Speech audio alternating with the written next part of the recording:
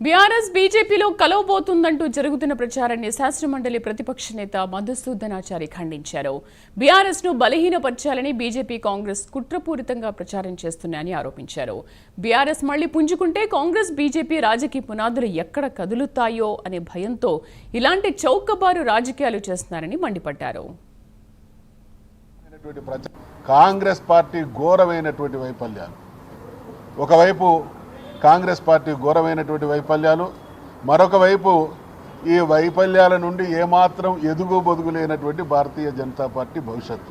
ఈ పరిస్థితులలో ఈ రెండు పార్టీలు మైట్ గేమ్ ద్వారా బీఆర్ఎస్ను వీక్ చేయాలనేటువంటి కుట్రపూరితమైనటువంటి ప్రచారాన్ని చేస్తూ ఉన్నాయి. దీన్ని తీవ్రంగా ఖండిస్తున్నాం.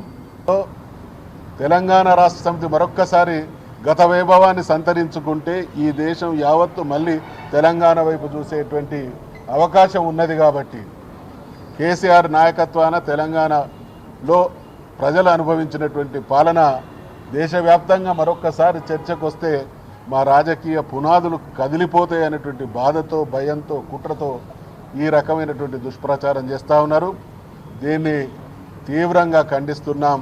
ఇటువంటి అభూత కల్పనల ద్వారా నిజంగా మీకు ఆత్మవిశ్వాసం ఉన్నటువంటి పార్టీలు అయితే, అధికారంలోకి వచ్చి ప్రజలకు మేలు చేసినటువంటి గుండె ధైర్యం మీకుంటే మీ పరిపాలన ద్వారా ప్రజలను మెప్పించాలి తప్ప వేరే పార్టీలను విలీనమవుతుందనేటువంటి దుష్ప్రచారం ద్వారా, చౌకబారు మాటల ద్వారా రాజకీయ పార్టీల ఉనికిని దెబ్బతీయలేరు అనేటువంటి వాస్తవాన్ని గ్రహించాలి.